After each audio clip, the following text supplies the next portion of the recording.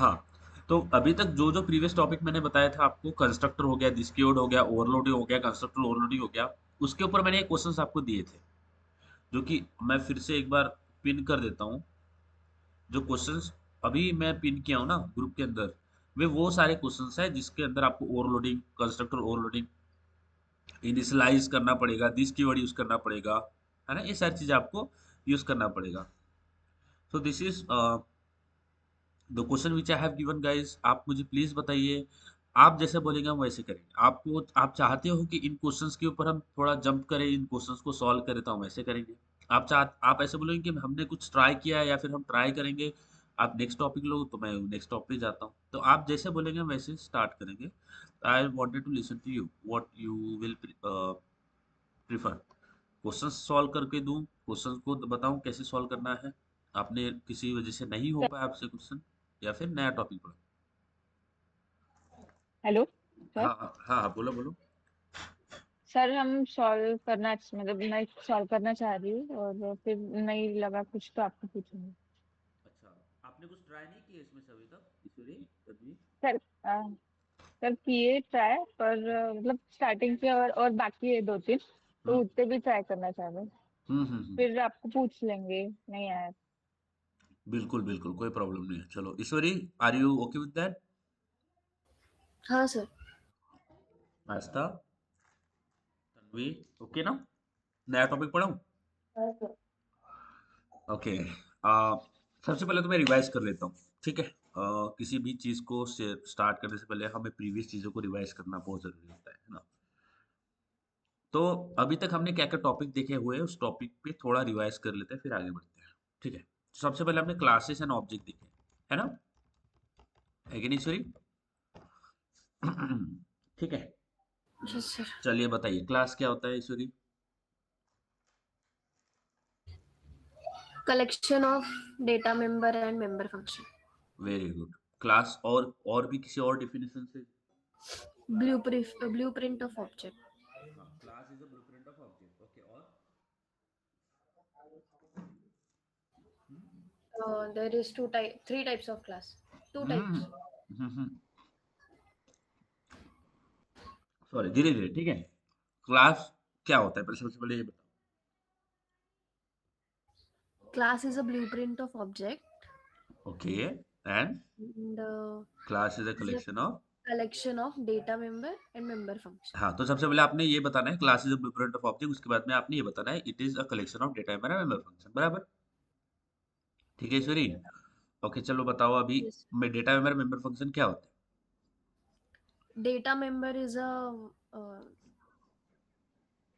Variable? क्या होता है डेटा वेरी मेंबर का यस मतलब? Variable variable. And member function का मतलब क्या होता है? फंक्शन। फंक्शन। ओके, तो class is a collection of variables and function, ऐसे भी बोल सकते हैं ना? हाँ सर। वेरिएबल कितने टाइप के होते हैं? Three type. 3 टाइप के, बताओ। Instance variable, hmm local variable. Local variable, static variable. Static variable देखा क्या, नहीं देखा ना? नो। हाँ, तो बताओ कितने टाइप के वेरिएबल होते हैं? Two types. Variable variable three types, 3 three होते हैं, टाइप्स। पर देखा हमने 2 ही है ना? यस। बताओ। Instance variable, local variable and static variable. Static variable. Aastha, instance variable क्या होता है? आस्था, आर यू देयर? तन्वी, आस्था, है आप वहाँ पे? हम्म हाँ sir. Yes, sir. A variable that is unique to each instant hmm, object of a. हम्म, हम्म, नहीं समझ में आया आस्था। इंस्टेंस वेरिएबल क्या होता है? Instance variables are those variables which declared inside. Inside a class. हाँ, बताओ आस्था, क्या होता है instance variable?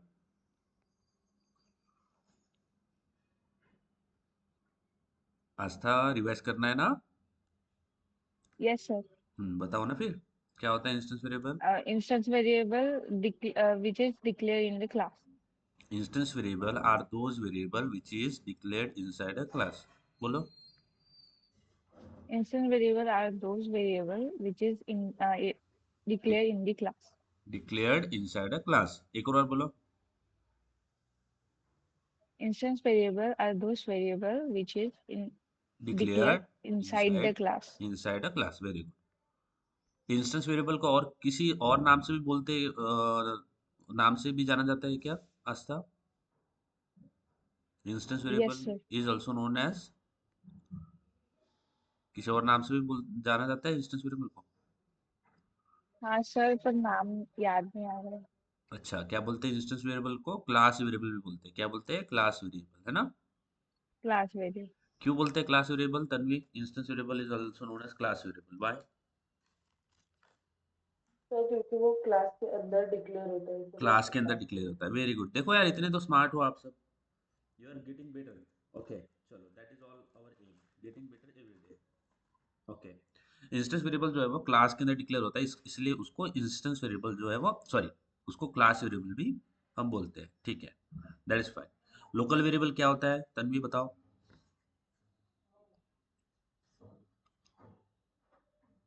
Tanvi local variable क्या होता है? हाँ, जल्दी जल्दी बोलो ना, फिर टाइम हो जाएगा। हैं। लोकल वेरिएबल which is हाँ, declared inside a method method है ना, या very function, good. sorry, function, function method या फंक्शन। सेम ही है, कुछ ही बोल सकते हो, मेथड बोल दो, फंक्शन बोल दो, डजेंट मैटर, है ना? हम्म, ठीक है। तन्वी बोलो, इस लोकल वेरिएबल क्या होता है? Local variables are those variables which is declared inside a function inside a function, scope बताओ उसका क्या होता है? throughout the function. Through out the function. अगर एक फंक्शन है मेरे पास, एग्जांपल बता, एक फंक्शन है, इस फंक्शन के पास में लोकल वेरिएबल है which is integer x is equal to 12। ये एक फंक्शन हो गया, बराबर है। इस फंक्शन के अंदर जो वेरिएबल है ईश्वरी, ये कौन सा वेरिएबल है? तन्वी आज तक बोलो सब, कौन सा वेरिएबल है ये? कौन सा वेरिएबल है? हाँ, इंस्टेंस। Local फंक्शन के variable. अंदर है, फंक्शन के अंदर है ना, fn है हाँ, ना, ये लोकल। फंक्शन लोकल Local है ना। variable. हाँ, ये फंक्शन के अंदर है। अब मेरे पास fn2 है, दूसरा फंक्शन है, तो क्या ये जो x वेरिएबल है इसको मैं यहाँ पे यूज कर सकता हूँ क्या? नहीं सर। कर सकते हैं ईश्वरी? आस्था बोलो बोलो, देखो गाइस, जितना नो बोलोगे ना सर। नो उतना सर। आपको आएगा, जितना बोलोगे, ट्राई टू स्पीक, गलत बोला तो भी चलता है, बट जितना आप बोलोगे उतना आएगा। इसको बोलते हैं एक्टिव लर्निंग। जितना आप बोलोगे, इसलिए मैं आपको बार बार क्वेश्चन पूछता हूँ, है ना? क्योंकि एक होता है पैसिव लर्निंग जिसमें आप सुनोगे ओनली, उसमें आप सीखोगे नहीं। जब आप इतने ज्यादा बार बोलोगे ना, तो आप नींद में भी आपको किसी ने पूछा लोकल इंस्टेंस क्या होता है, स्कोप क्या होता है, आप बता दोगे, that is I really wanted from you ना। तो एक फंक्शन के अंदर जो वेरिएबल है उसको मैं दूसरे फंक्शन के अंदर यूज नहीं कर सकता, दैट इज अ फैक्ट, है ना? उस पे तो कोई क्वेश्चन मार्क है नहीं ना ईश्वरी, तन्वी? हाँ हाँ बताइए, एक फंक्शन के लोकल वेरिएबल का स्कोप कहाँ तक होता है फिर? Through out the function. Throughout the function. उसको दूसरे फंक्शन में एक्सेस कर सकते हैं क्या? No No sir. sir. नहीं कर सकते, तो scope of the local variable is only within the function, very good. चलो ईश्वरी बताओ, इंस्टेंस वेरिएबल का स्कोप कहाँ तक होता है? Through out the class. Throughout the class. अच्छा, उस क्लास में अगर 100 या फिर 10 फंक्शंस है, तो क्या 10 फंक्शन उस वेरिएबल को एक्सेस कर सकते हैं, 10 के 10? हाँ सर। कर सकते हैं। आस्था बताओ, आपको क्या लगता है? Yes sir. कर सकते हैं, जितने भी फंक्शन उस क्लास में हाँ प्रेजेंट है उस सबको एक्सेस कर सकते हैं। हाँ सर। हाँ, क्योंकि उसका स्कोप कहाँ तक होता है, आस्था बताओ? इंस्टेंस वेरिएबल का स्कोप कहाँ तक होता है? Through class. Throughout the class क्या होता है? वेरी गुड, बोले एक और बार Astha. Throughout the class. Throughout the class, चलो, वेरी गुड गाइस, बहुत अच्छे। अगर एक, अब यहाँ पे एक क्वेश्चन पूछ रहा हूँ मैं आप सबसे, ठीक है? ये क्लास है, इस ये क्लास है, ओके, फंक्शन नहीं है, ये क्लास है। इसके अंदर एक वेरिएबल है, इसके अंदर वेरिएबल है x, ये क्लास वेरिएबल है, ठीक है? x इज इक्वल टू 12, ये क्लास है। और ये क्लास में जो वेरिएबल मैंने डिक्लेयर किया, कौन सा वेरिएबल है ईश्वरीय तन्वी आस्था बोलो? हाँ, कौन सा वेरिएबल है? इंस्टेंट। इंस्टेंस वेरिएबल है। अब ये जो क्लास है ना, ये जो नीचे दिख रहा है, सपोज ये जो ये दिख रहा है आपको, ये क्लास ए, ठीक है? और ठीक है, और ये जो दिख रहा है आपको नीचे, ये क्लास बी है, ठीक है? ठीक है, ओके। समझ आ गया? यहाँ तो कोई प्रॉब्लम नहीं है। अब मेरा क्वेश्चन ये है, क्वेश्चन जो है वो ये है, क्या हो गया? हाँ, क्वेश्चन है वो ये है, क्या इस x को मैं यहाँ पे यूज कर सकता हूँ क्या, बी क्लास में एक्सेस कर सकता हूँ क्या? No, sir. नहीं कर सकते। कर सकते हैं ईश्वरी, सॉरी आस्था, तन्वी? क्या मैं x को जो नो इंस्टेंस सर। वेरिएबल है क्लास ए में प्रेजेंट है उसको क्लास बी में एक्सेस कर सकता हूँ क्या? No sir. अभी के लिए तो नहीं कर सकते, अभी तक जो हमने पढ़ा हुआ है उसमें तो नहीं कर सकते, बट आगे कुछ आएगा जिसको हम यूज करके एक क्लास की प्रॉपर्टी को दूसरे क्लास में यूज कर सकते हैं। बट अभी वो नहीं सीखना है, अभी तक हमें नहीं पता है, तो अभी तक हमारा अंडरस्टैंडिंग वो नहीं है, तो अभी हम बोलेंगे कि नहीं एक्सेस कर सकते। ठीक है, आगे बढ़ते हैं। देन हमने देखा था पॉलीमॉर्फिज्म, है ना? पॉलीमॉर्फिज्म, चलिए बताओ ईश्वरी, पॉलीमॉर्फिज्म क्या होता है? क्या होता है polymorphism? Many forms. Many forms, very good. Polymorphism क्या होता है Astha? Many forms. Forms, okay, किसके फॉर्म? किसके फॉर्म होते हैं? अच्छा, पॉलीमॉर्फिज्म कितने टाइप के होते हैं? पॉलीमॉर्फिज्म कितना टाइप का होता है? दो टाइप का होता है, बोलो ईश्वरी, कितने टाइप का होता है? 2 types. Two type. पहला टाइप क्या होता है? Compile. कंपाइल टाइम पॉलीमॉर्फिज्म, बोलो क्या बोलते हैं पहला इसको? Compile compile time. Time polymorphism. Compile time polymorphism को और दूसरा नाम से क्या जाना जाता है? Method overloading. Method overloading, method overloading, ठीक है, मेथड ओवरलोडिंग। ठीक है, आस्था बताओ क्या होता है मेथड ओवरलोडिंग?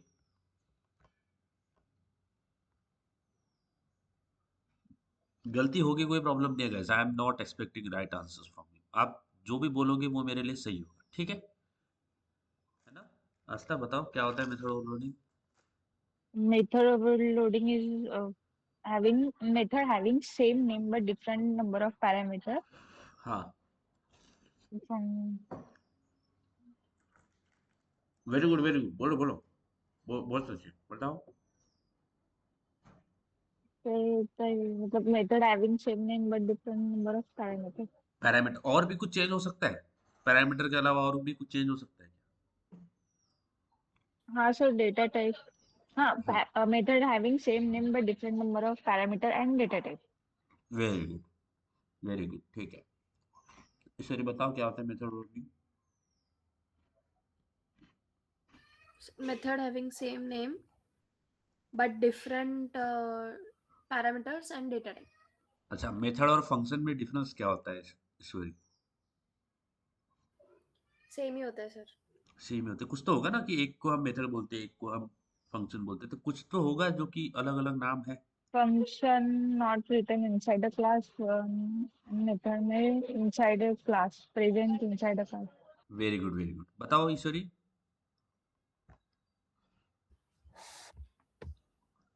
एक बार सर रिपीट कर दीजिए.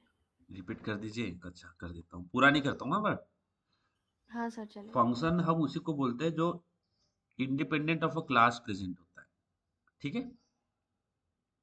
समझा? फंक्शन, जब भी हम फंक्शन बोलते हैं, function is we call it function when it is independent of a class, जो कि क्लास के अंदर नहीं प्रेजेंट होगा, जो कि क्लास के अंदर डिफाइन नहीं किया होगा, बराबर? यानी फंक्शन तो है बट कोई क्लास नहीं है जिसके अंदर वो लिखा हुआ है, समझ आया? ओके ईश्वरी, है ना? बट अगर वही फंक्शन किसी क्लास के अंदर लिखा जाता है तो वो मेथड होती है। Okay, are you getting okay. This? तो एक yes sir. Function, we call it function when it is independent, when it is written independent of the class, when it is not written inside a class, right? We call it yes it sir. as a function. When that same function is written inside a class, we call it method. ठीक है? Okay sir. And yes. in Java, we don't have function, we have methods, right? Yes sir. Because of course it is a function, right? I will not say it is not a function, it is a function, but actually as it's present inside a class, we call it a method.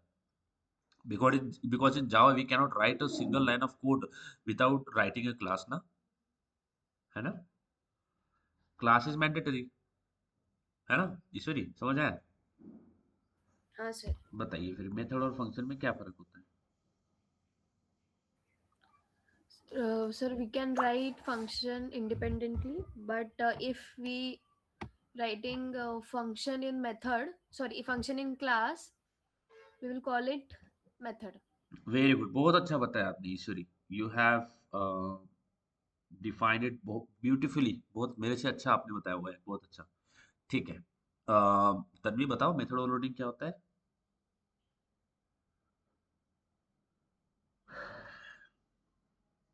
Tanvi, are you there? हाँ sir, if a class with कोई नहीं, आराम से, कोई problem नहीं है तन्वी, आराम से बताओ। हाँ, a method with same name but different parameters and data type. Sorry Tanvi, आपकी थोड़ा आपको कोल्ड ज्यादा है, तो मैं आपको बहुत कम क्वेश्चन पूछूंगा, ठीक है? चलेगा? हाँ मुझे सर। फील हो रहा है कि आपकी तबीयत ठीक नहीं है, तो डोंट वरी, मैं आपको अभी ज़्यादा क्वेश्चन नहीं पूछूंगा। बट आप आंसर्स को देखते रहना, हाँ, जैसे जैसे ईश्वरी या फिर आस्था आंसर देंगे ना, उनको आप सुनते रहना, ठीक है? हाँ सर। और समझना भी है। हाँ सर। ओके, क्योंकि आपकी तबीयत ठीक नहीं है, तो मैं I will not give you any kind of other troubles, ठीक है? तो ये होता है method overloading. Method overloading means method having same name but different number of parameters और data type, that is the kind of a method overloading concept, है ना? दूसरा टाइप ऑफ पॉलीमॉर्फिज्म क्या होता है, आस्था बताओ? दूसरा टाइप का polymorphism, run time run time, polymorphism. Very good. क्या बोलते हैं इसको? Run time run polymorphism. Run time polymorphism को क्या बोलते हैं? रन टाइम पॉली, मैं पॉली लिखता हूँ, पॉलीमॉर्फिज्म के लिए मैं पॉली लिखता हूँ। रन टाइम पॉलीमॉर्फिज्म, इसको क्या बोलते हैं हम? Method overriding. क्या बोलते हैं? Method overriding. क्या बोलते हैं ईश्वरी? ओवरराइडिंग। हाँ, ओवरराइडिंग। अभी ओवरराइडिंग तो हमने पढ़ी नहीं है, क्योंकि ओवरराइडिंग के लिए हमें क्या, किसकी नीड होती है? ओवरराइडिंग सीखने के लिए हमें इनहेरिटेंस सीखना पड़ता है। क्या सीखना पड़ता है? इनहेरिटेंस का कंसेप्ट होता है ना हमारे पास में। We have concept of inheritance, जो कि आगे वाले लेक्चर्स में हम पढ़ेंगे। तो इनहेरिटेंस को पढ़ने के बाद में आप मेथड ओवरलोडिंग कर सकते हो, बिकॉज सॉरी ओवरलोडिंग नहीं, ओवरराइडिंग। ओवरराइडिंग का कंसेप्ट ऐसा है कि विदाउट इनहेरिटेंस आप नहीं पॉसिबल वो कर सकते हो ये चीज। तो ओवरराइडिंग जब सीखेंगे तब हम, सॉरी जब इनहेरिटेंस सीख लेंगे तब मैं आपको ओवरराइडिंग वाला भी कंसेप्ट जो है वो सिखाऊंगा। ये हो गया हमारे पास पॉलीमॉर्फिज्म। इसमें कोई भी क्वेश्चन है गाइस, प्लीज आस्क। इसमें आपको कोई भी कंफ्यूजन है, कोई टर्म समझ में नहीं आया, बताइए। ईश्वरी, तन्वी? सर वो मेथड ओवरराइडिंग वगैरह मतलब नहीं पढ़ा है ऐसा ना आपने?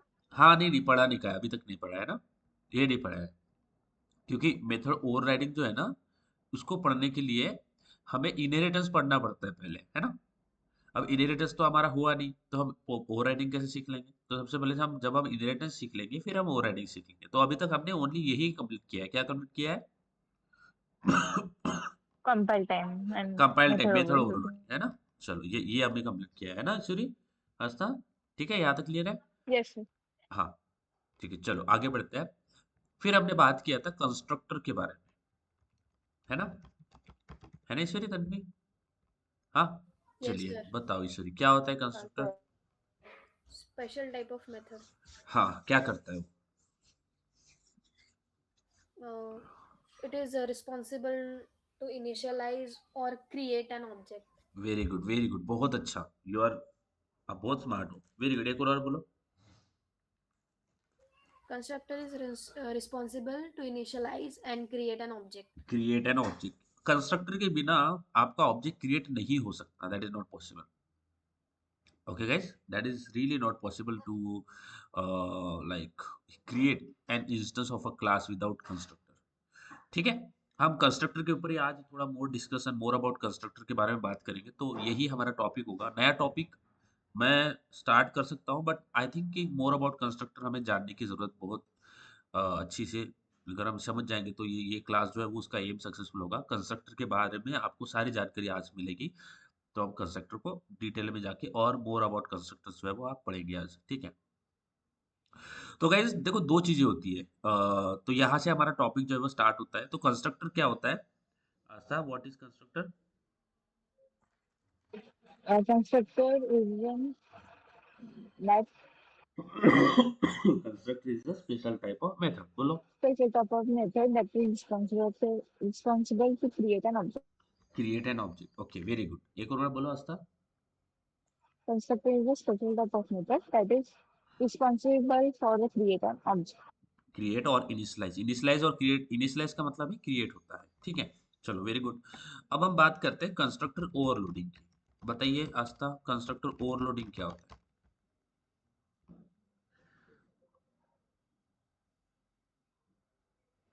ईश्वरी, अगर आपको मेरी हेल्प चाहिए होगी तो प्लीज आस्क, मैं थोड़ा आपको हिंट दूंगा, ठीक है।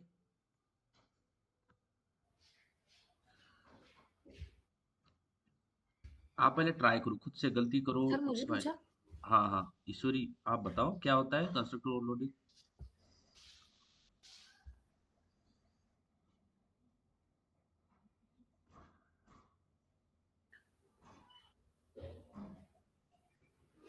बोलो बोलो ईश्वरी, क्या होता है? क्या होता है ईश्वरी, वेयर आर यू? सर बताओ, थोड़ा थोड़ा हेल्प कर दो, आपको चलेगा? हाँ सर, हाँ। ओके, जब भी हम multi constructor overloading is multiple constructor, है ना, with different number of different parameter. Data types and parameter. हाँ, different number of parameter and और डेटा टाइप। Data types. हाँ चलिए बताइए अभी। Constructor overloading is is a constructor overloading have is, multiple constructor with different parameter or data type. Very good. एक और बार बोलो, एक और बार बोलो।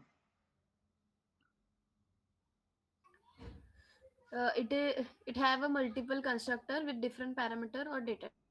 Data type, very good. हाँ बताइए आस्था, क्या होता है constructor overloading? It has multiple uh, different parameter or data type. Okay, तो इसको हम ऐसे बोल सकते हैं, when multiple constructor, when okay it's defined as, ऐसे बोल सकते हैं, डिफाइंड, ऐसे बोल सकते हैं आप, डिफाइंड एज, हेलो, मीटिंग में देवी थोडा अडथळा होता ना, जावाची सकाळी सकाळी, हाँ हाँ ठीक,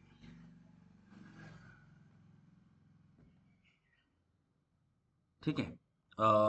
तो constructor overloading is defined as the when the multiple constructor with the same data type, sorry, with a different data type and different number of parameters is defined in a class, that is called as a constructor overloading. यहाँ तक clear है? ठीक है आस्था, तन्वी, ईश्वरी, यहाँ तक clear है Yes sir. आपको? Yes, sir. चलो अभी आगे बढ़ते हैं। आज हम हमारा टॉपिक देखते हैं, मोर अबाउट द कंस्ट्रक्टर। तो आज यहाँ से हमारा टॉपिक जो स्टार्ट होता है, ठीक है, मोर अबाउट द कंस्ट्रक्टर। बहुत इंपॉर्टेंट टॉपिक है, बहुत ही ज़्यादा सीखने को मिलेगा आपको कंस्ट्रक्टर के बारे में, बहुत कुछ जानकारी मिलेगी। ओके, और बहुत अच्छा है, प्यारा टॉपिक है, समझ में आएगा, ठीक है। देखो गाइस, जब भी हम कंस्ट्रक्टर की बात करते हैं ना, तो कंस्ट्रक्टर एक्चुअली, अगर मेरे पास एक क्लास है, यहाँ पे ध्यान देना, मैं जो बोल रहा हूँ उस पे थोड़ा बहुत इजी है, ऐसे कुछ इतना नहीं है, इतना डिफिकल्ट नहीं है, बट फिर भी आप ध्यान दोगे तो अच्छा होगा, आपको समझ आएगा बहुत जल्दी। समझ, मेरे पास क्लास डॉग है, ओके, क्लास डॉग है। देखो जब हम इस टॉपिक को डिस्कस कर ही रहे हैं, एक मिनट इसको थोड़ा नीचे ले लेते हैं, ठीक है, ये क्लास डॉग है, तो इस टॉपिक को डिस्कस कर रहे हैं ना, तो एक यहाँ पे बहुत इंपॉर्टेंट जो है ना, यहाँ पे वो समझना ये है, if we doesn't if it doesn't have a constructor in a class, if it doesn't have a constructor present in a class, uh, we cannot create, or if we don't have constructor in class, it's not possible, it's not possible to create an object of that class, ठीक है। ये एक बहुत important यहाँ पे highlight करते हुए आगे बढ़ेंगे। जैसे देखो गाइस, अगर मेरा क्लास है, ये जो मैंने मोर अबाउट कंस्ट्रक्टर पढ़ रहे हैं, इसमें हम डीपली जाके और कंस्ट्रक्टर के बारे में देखेंगे।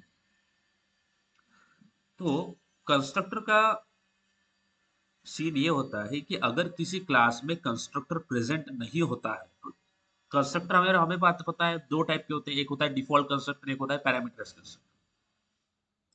अगर किसी क्लास के अंदर कंस्ट्रक्टर प्रेजेंट नहीं हो, अगर किसी क्लास के अंदर कंस्ट्रक्टर प्रेजेंट नहीं होता है तो उसका हम ऑब्जेक्ट क्रिएट नहीं कर सकते। Are you getting this guys? अगर किसी क्लास में अगर किसी क्लास में कंस्ट्रक्टर प्रेजेंट नहीं होता है तो हम उसका उसका ऑब्जेक्ट बना नहीं सकते। Are you getting this? That much getting clear? Yes, sir. तो जब हम बोलते हैं, जब हम ऑब्जेक्ट क्रिएट करते हैं ना, तो बोलता हूँ डॉग डॉग डी1, बोलता हूँ dog D1 is equal to new dog. Okay, तो जो ये न्यू डॉग आपको दिख रहा है ना, ये वाला जो हिस्सा, ये है ना, ये वाला हिस्सा, तो यहाँ पे actually what we are doing, we are calling the constructor, calling the constructor present in a class। बात समझ आया? बताइए ईश्वरी, तन्वी, बताइए। जब हम बोलते हैं Yes, dog sir. D1 is equal to new dog, तो ये जो दिख रहा है आपको, मैंने हाईलाइट किया है, वहां पे हम कंस्ट्रक्टर को कॉल कर रहे हैं। और ऑफ कोर्स कंस्ट्रक्टर को कॉल कर रहे हैं, इसका मतलब कंस्ट्रक्टर प्रेजेंट तो होना चाहिए ना। अगर अगर हम कॉल कर रहे हैं, बोलो, अगर कॉल कर रहे हैं तो कंस्ट्रक्टर प्रेजेंट होना तो चाहिए, तभी तो उसको कॉल जाएगा। अगर है ही नहीं तो किसको कॉल जाएगा? बताइए, बात समझ में आ रही Yes. है? तो जब भी हमें क्लास से ऑब्जेक्ट बनाना होता है, तो बिना कंस्ट्रक्टर का ऑब्जेक्ट नहीं बनता। यानी if it doesn't have a constructor present in a class, it is not possible to create or initialize an object from that class। ये तो बहुत ही सिंपल एक रूल है, जो कि कंस्ट्रक्टर का बहुत इंपॉर्टेंस भी है, और ये बहुत लाइक ये फंडामेंटल है, या ये चीज है, समझो कि ये विदाउट कंस्ट्रक्टर हम नहीं बना सकते। अगर किसी क्लास के अंदर कंस्ट्रक्टर प्रेजेंट नहीं है तो उसका ऑब्जेक्ट नहीं बन सकता।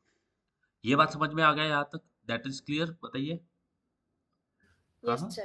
मैं कंस्ट्रक्टर को कॉल करने की बात नहीं कर रहा हूँ। ये जो मैंने लिखा है dog D1 is equal to new dog, ये जो कंस्ट्रक्टर यहाँ पे कॉल कर रहे हैं, that is not we are I am talking about. मैं बोल रहा हूँ किसी भी क्लास के अंदर अगर कंस्ट्रक्टर प्रेजेंट नहीं होता है, तो अभी डॉग के अंदर कोई कंस्ट्रक्टर मुझे दिख नहीं रहा है। Can you see any constructor present in dog guys? हमने तो लिखा नहीं है, कि नहीं है? बराबर बात है। हाँ sir. दिख रहा है आपको क्लास के अंदर क्लास डॉग के अंदर कंस्ट्रक्टर? हाँ, हाँ sir.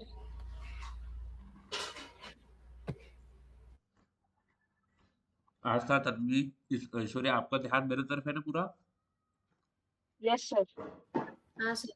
मैंने बोला है कि अगर किसी क्लास के अंदर कंस्ट्रक्टर प्रेजेंट नहीं होता है तो उसका ऑब्जेक्ट नहीं बन सकता। यहाँ तक क्लियर हो गया बात? कोई प्रॉब्लम है यहाँ तक? हाँ बताइए। सर। तो अभी जो डॉग क्लास नो आपको दिख रहा है, अभी जो डॉग क्लास आपको दिख रहा है, क्या उसके अंदर कोई कंस्ट्रक्टर दिख रहा है? उसके अंदर तो कोई कंस्ट्रक्टर है ही नहीं। लिखा है, दिख रहा है कुछ कंस्ट्रक्टर? कुछ भी नहीं है उसके अंदर। तो कंस्ट्रक्टर क्या है? कुछ भी नहीं है। बताइए, जो डॉग क्लास है, क्या उसके अंदर कुछ कंस्ट्रक्टर प्रेजेंट है? नहीं है, कुछ भी नहीं है उसके अंदर, खाली क्लास है वो तो। उसको देख लेते हैं, जो भी मैं बोल रहा हूँ उसको थोड़ा प्रैक्टिकली देख लेते हैं। तो कंस्ट्रक्टर के बिना क्लास का ऑब्जेक्ट नहीं बन सकता। ठीक है, ये हमें ये पिन पॉइंट है, ये ऐसा समझो कि ये ये पत्थर पे मारे हुए लिए लकीर है कि ये हो नहीं सकता। नहीं हो सकता ये चीज, जो बोलते हैं ना कुछ चीजें नहीं हो सकती, नहीं ये नहीं हो सकता, है ना? वैसी चीज है कंस्ट्रक्टर के बिना क्लास, अगर क्लास के अंदर कंस्ट्रक्टर प्रेजेंट नहीं हो तो उसका ऑब्जेक्ट नहीं बन सकता। जब हम यहाँ पे ये करते हैं dog D1 is equal to new dog, तो यहाँ पे हम कंस्ट्रक्टर को कॉल कर रहे हैं। Are you getting this guys? Here we are calling the constructor present in a class. That getting clear to you? Please बताइए, यहाँ तक कोई प्रॉब्लम है? Ishwari, no sir. चलो ठीक है। तो ये तो No ये sir. तो ये तो बात हमने गांठ ही बांध लिया है कि बिना कंस्ट्रक्टर के क्लास का ऑब्जेक्ट नहीं बन सकता। ये तो क्लियर हो गया Ishwari, Tanvi? Is that clear? Yes हाँ, sir. तो करके देख लेते हैं, जो हम बोल रहे हैं वो प्रैक्टिकली हो भी रहा है कि नहीं, हो करके देख लेते हैं। बोलता हूँ क्लास डॉग, ये क्लास डॉग बन गया।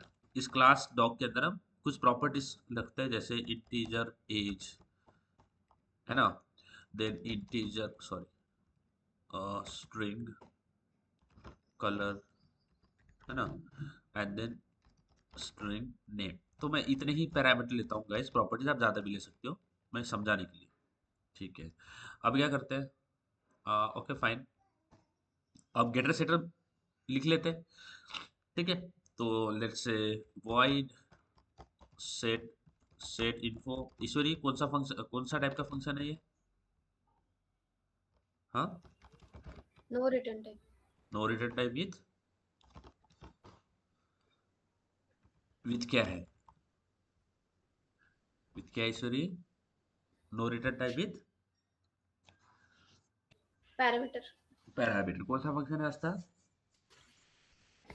No return with parameter. अच्छा, अब यहाँ पे अगर मैं this dot age age is equal to age करूँ तो कुछ प्रॉब्लम है क्या? बोलो, this dot colour is equal to No, colour. sir. ये क्यों कर रहे हैं ईश्वरी, हम बताइए। To differentiate between instance variable and local variable. बहुत अच्छे, बहुत अच्छे, इंस्टेंस और लोकल में डिफरेंशिएट करने के लिए तब ये करते हैं। चलो, वेरी गुड, ये कर लिया। ठीक है, अब देखो, एक गेटर तो, ये तो गेटर तो बना लिया, सॉरी सेटर तो बना लिया, गेटर भी बना लेते हैं। गेटर क्या होता है? एक फंक्शन जो कि हमें सारी डिटेल बता देगा। तो गेट इन्फो है ना, ये गेट इन्फो फंक्शन बना ले। देखो, ये गेट सेट क्यों लिखते हैं, ये एक तरीका होता है। गेटर लिखते हैं तो गेट लगाते हैं, सेटर लिखते हैं तो सेट लगाते हैं, ये नॉर्म है। तो बस यहाँ पे प्रिंट कर लेते हैं, नेम इज प्लस नेम कर लेते हैं, है ना। अब यहाँ पे जो नेम प्रिंट हो रहा है, मुझे बताओ ईश्वरी, यहाँ पे जो नेम प्रिंट हो रहा है, ये कौन सा नेम है? हाँ ईश्वरी, ये जो नेम हम प्रिंट कर रहे हैं, नेम एज, और ये जो कलर प्रिंट कर रहे हैं गेट इन्फो के अंदर, ये कौन सा है? इंस्टेंस है या लोकल है? Uh, Local. local. नहीं नहीं नहीं, प्रिंट जो जिसको प्रिंट कर रहे हैं वो क्या है? जिसको प्रिंट कर रहे हैं वो Instance. क्या है? इंस्टेंस है। क्या है ईश्वरी, तन्वी? Instance. इंस्टेंस। क्योंकि यहाँ पे जो वेरिएबल है, ये कलर, एज और ये नेम, इसको हम यूज नहीं कर रहे हैं, हम इंस्टेंस को यूज कर रहे हैं। देखो ये जो, क्योंकि ये अलग फंक्शन है, इसके अंदर मैं ये वाले फंक्शन का वेरिएबल तो यूज कर ही नहीं सकता। अगर आपको कंफर्म करना है ना कि वेरिएबल कौन सा है, इंस्टेंस या लोकल है, तो आपने कंट्रोल प्रेस करना है, प्रेस कंट्रोल, और इसके ऊपर क्लिक करना है। देखो जैसे कंट्रोल प्रेस करोगे ना, कंट्रोल प्रेस करोगे ना, तो इसके ऊपर हवर करोगे ना, तो ये ग्रीन, ये ऐसा ब्लू हो जाएगा। इस पे क्लिक करोगे तो दिखा देगा, देखो आ रहा है वहीं पे, दिख रहे हैं? देखो जैसे मैं इस वेरिएबल पे क्लिक करता हूँ, बता रहा है कि कौन सा वेरिएबल, दिख रहा है यहाँ पे लिखे आ रहा है मुझे वो, कि ये वाला वेरिएबल, ये वाला एज है। इस पे क्लिक करो नेम पे, दिख रहा है क्या है यहाँ पे, इंस्टेंस वाला नेम के ऊपर वो लिख के आ रहा है, दिख रहा है अपने आप, मैं कुछ नहीं किया, दिखा। हाँ सर. कलर पे क्लिक करो, देखो इंस्टेंस वाला कलर आ रहा है, देखो ये है ना। अब यहाँ पे भी देखो, ये वाला जो एज है ये लोकल वेरिएबल है, इस पे क्लिक करोगे ना तो देखो मुझे दिखा देगा कि ये वाला है, ये वाला जो आप, ये जो एज है ना, ये वाला एज है, कलर देखोगे ना तो कोई ये वाला कलर है। अरे यार, this dot colour is equal to colour, this dot name is equal to name होना चाहिए ना। इस पे क्लिक करता हूँ ना, देखो ये वाला नेम अपने आप हाईलाइट हो रहा है कि ये वाला नेम है, जो आप ये नेम यूज कर रहे हो ना, तो ये लोकल वाला है। समझ में आया? दैट इज हाउ ये जो इंस्टेंस वेरिएबल हम यहाँ पे प्रिंट कर रहे हैं, सेटर को यूज करेंगे, उसकी प्रॉपर्टीज को सेट करेंगे। देखो अब मुझे बताओ, इसके अंदर आपको कहीं पे भी कंस्ट्रक्टर दिखाई नहीं दे रहा है, ये तो फैक्ट है, इसके अंदर कोई कंस्ट्रक्टर तो है नहीं ना ईश्वरी, तन्वी? इसके अंदर कोई कंस्ट्रक्टर है? डॉग के अंदर क्या कुछ कंस्ट्रक्टर दिख रहा है आपको? कुछ No sir. नहीं दिख रहा है। आस्था, आपको दिखा कंस्ट्रक्टर डॉग के अंदर? No, sir. नहीं दिखा। बट कंस्ट्रक्टर, बिना कंस्ट्रक्ट, अगर कंस्ट्रक्टर क्लास के अंदर प्रेजेंट नहीं हो तो उसका ऑब्जेक्ट भी नहीं बन सकता। ये भी बात समझ में आ गई, बराबर है कि नहीं? है नहीं आस्था, तन्वी? Yes, sir. तो इस, अगर ये क्लास के अंदर कंस्ट्रक्टर हमने लिखा नहीं है तो इसका ऑब्जेक्ट तो बनना नहीं चाहिए। सेंस तो, ये तो सेंस बन रही है, बना रहा है क्या मैं जो बोल रहा हूँ ये? कंस्ट्रक्टर के बिना हाँ. ऑब्जेक्ट नहीं बनता। कंस्ट्रक्टर अगर क्लास के अंदर प्रेजेंट नहीं है तो ऑब्जेक्ट नहीं बनता। ये क्लास बना दिया, इसके अंदर तो कंस्ट्रक्टर है ही नहीं, तो इसका ऑब्जेक्ट तो बनना नहीं चाहिए। तो अगर मैं यहाँ पे लिखता हूँ dog D1, dog D1 is equal to new dog, ठीक है, कर दिया। और फिर D1 डॉट सेट इन्फो कर लेते हैं। क्या है इसके अंदर सेट इन्फो में, क्या है, एज जो है 2 साल कर लेते हैं, और कलर जो है लेट्स से ब्लैक, और नेम जो है वो लेट्स से ब्रूनो, ठीक है। और इसके बाद में s1 dot sorry s1 dot d1 dot gate info भी कर लेते हैं। तो यहाँ पे अगर आप देखोगे तो कंस्ट्रक्टर जो है वो क्लास के अंदर प्रेजेंट नहीं है, डॉग के अंदर कोई कंस्ट्रक्टर प्रेजेंट नहीं है। और अगर किसी क्लास के अंदर कंस्ट्रक्टर प्रेजेंट नहीं हो तो उसका ऑब्जेक्ट नहीं बन सकता। बट यहाँ पे तो हमने सक्सेसफुली ऑब्जेक्ट बना भी लिया, कोई प्रॉब्लम नहीं आया, दिख रहा है? आर यू हाँ गेटिंग दिस? सर। अगर कंस्ट्रक्टर के बिना ऑब्जेक्ट नहीं बन सकता, अगर कंस्ट्रक्टर अगर क्लास के अंदर प्रेजेंट नहीं हो तो उसका ऑब्जेक्ट नहीं बन सकता, तो फिर तो यहाँ पे कोई कंस्ट्रक्टर प्रेजेंट ही नहीं है। फिर हमने यहाँ पे ऑब्जेक्ट कैसे बना लिया, इसको रन भी कर लेंगे तो कोई प्रॉब्लम नहीं आएगा, रन हो जाएगा, आपको दिख जाएगा एज, कलर और नेम क्या क्या है, यानी ऑब्जेक्ट बना है। ऑब्जेक्ट नहीं बना होगा तो ये कैसे दिख सकता है आपको, ये सारी चीज है ना। अगर रन करके भी देख लेते, चेक कर लेते कि ऑब्जेक्ट बना है कि नहीं, ऑब्जेक्ट तो बन गया।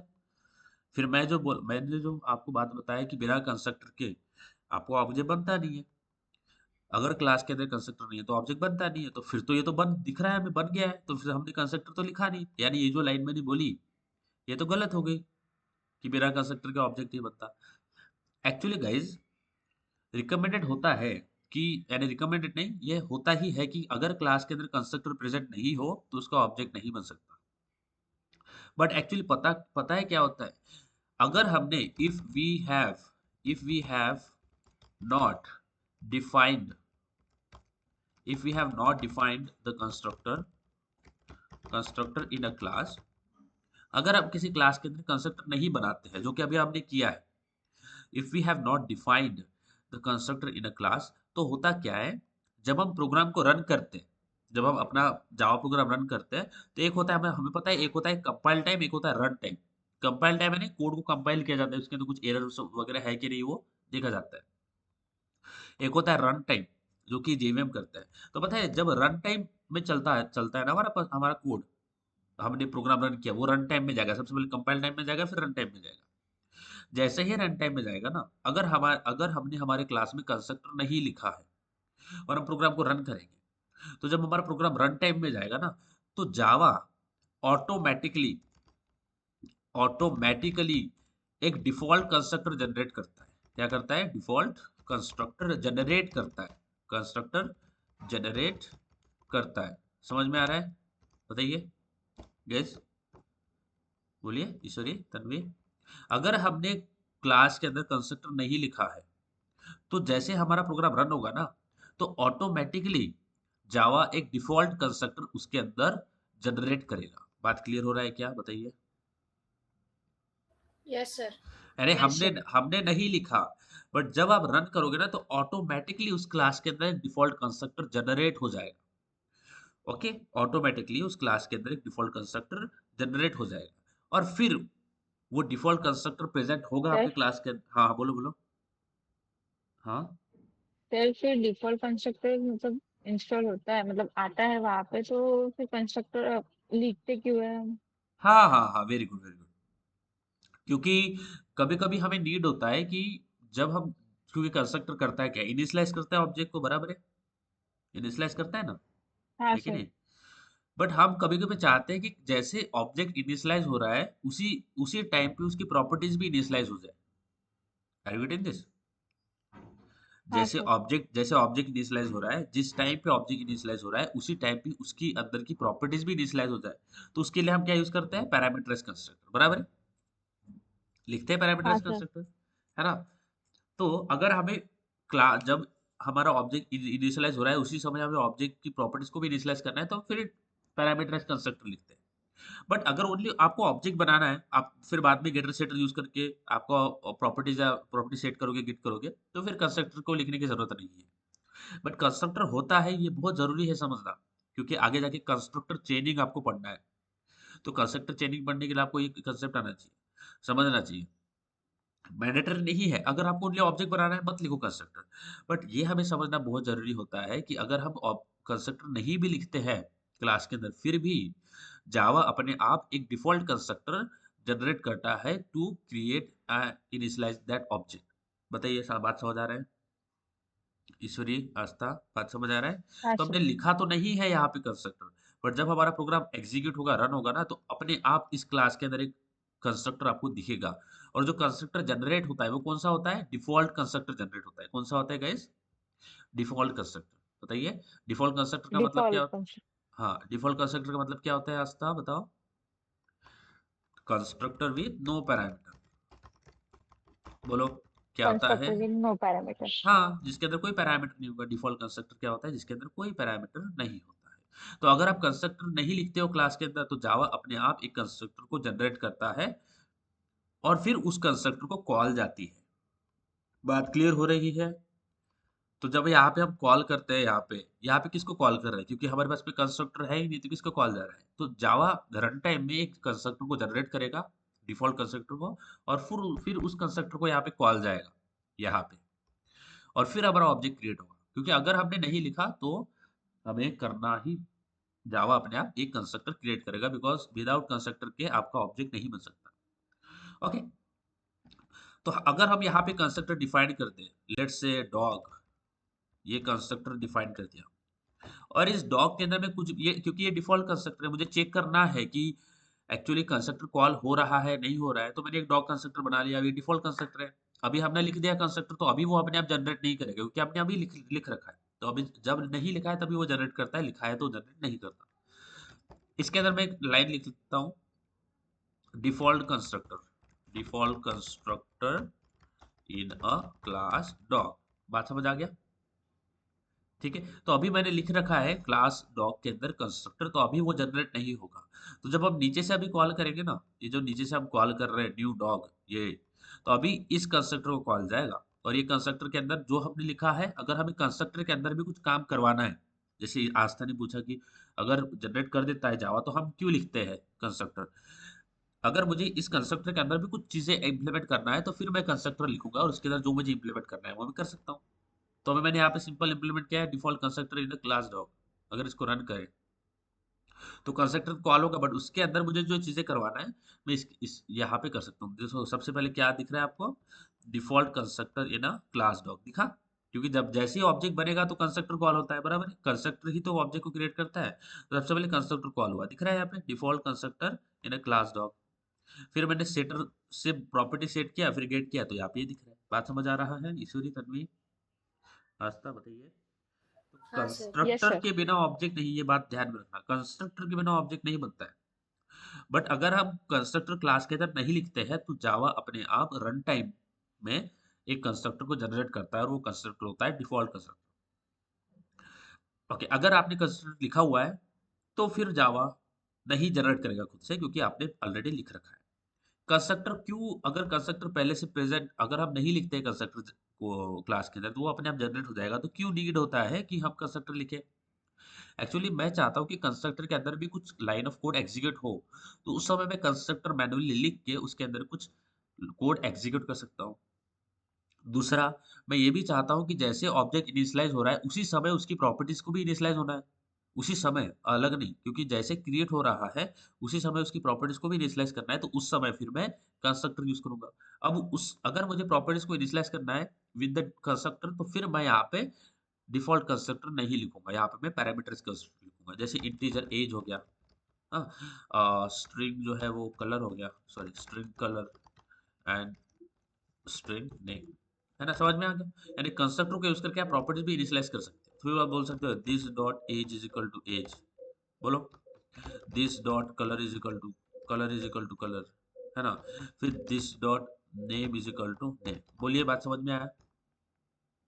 यानी कंस्ट्रक्टर के हेल्प से आप प्रॉपर्टीज को इनिशियलाइज भी कर सकते हो। बोलिए गाइस, बात समझ में आया? तो सेटर की कोई जरूरत ही नहीं है, यस सर। तो आपने कंस्ट्रक्टर के जरिए ही ऑब्जेक्ट की प्रॉपर्टीज को सेट किया, और फिर गेट करोगे तो सेट। अब जब कंस्ट्रक्टर, अब देखो यहाँ पे सेटर को तो निकाल दिया हमने, तो सेटर की लाइन निकाल देते हैं। अब जब कंस्ट्रक्टर यहाँ पे कॉल हो रहा है, तो कंस्ट्रक्टर कौन सा है हमारे क्लास के अंदर? पैरामीटराइज कंस्ट्रक्टर है। बोलिए गाइस, पैरामीटराइज ही तो है ना? यस गाइस, पैरामीटराइज कंस्ट्रक्टर है यस ना? सर। पैरामीटराइज है। यस। अब जब नीचे से कॉल करेंगे कंस्ट्रक्टर को, तो उसको पैरामीटर देना पड़ेगा कि नहीं? क्योंकि वो ऊपर वाला पैरामीटर मांग रहा है, हमने नीचे से पैरामीटर तो भेजे नहीं। तो कंस्ट्रक्टर जब यहाँ पे कॉल हो रहा है, तो यहाँ पे उसकी पैरामीटर्स भेजना पड़ेगा। जैसे एज है 2, क्या है, कलर है let's say black, then name है let's say Bruno. Make sense? तो जैसे ही कंस्ट्रक्टर कॉल हो रहा है, तो कंस्ट्रक्टर दो काम कर रहा है अभी इन केस में। मेरी बात अभी ध्यान से सुनना। अभी हमने क्या किया है, कंस्ट्रक्टर विद पैरामीटर डिफाइन किया है, फिर वो constructor this dot age this dot name ये कर रहा है। तो यहाँ पे कंस्ट्रक्टर दो चीजें कर रहा है, एक टाइम पे दो चीजें कर रहा है। क्या? क्लास को क्रिएट तो कर ही रहा है, क्लास को सॉरी ऑब्जेक्ट को इनिशियलाइज तो कर ही रहा है, बट उसी टाइम पे उस ऑब्जेक्ट की प्रॉपर्टीज को भी इनिशियलाइज कर दे रहा है। बात समझ आया? इनिशियलाइज प्रॉपर्टीज को भी इनिशियलाइज कर रहा है और ऑब्जेक्ट को भी इनिशियलाइज कर रहा है, दोनों एक ही टाइम पे कर रहा है। बात समझ आया? अगर हम ऐसा नहीं करते तो फिर मुझे सेटर यूज करना पड़ेगा। बताइए, बात समझ में आ रहा है? क्लियर हो रही है बात ईश्वरी? हाँ हाँ, Yes, sir. पक्का बताओ गाइज, यहाँ पे कुछ ही प्रॉब्लम है? No sir. कोई पक्का कोई भी सुनिए, यहाँ तक सारी चीजें क्लियर है? हाँ सर। हम्म। तो यहाँ पे अगर मैं पैरामीटर्स कंस्ट्रक्टर नहीं यूज करता हूँ to initialize the properties of an object, तो फिर मुझे सेटर यूज करना पड़ेगा। बराबर है ना ईश्वरी, है कि नहीं तन्वी? बोलो, अगर मैं ये यूज नहीं करता हूँ तो मुझे सेटर यूज करना पड़ेगा। बोलिए, इसमें कोई प्रॉब्लम हाँ सर. है ना?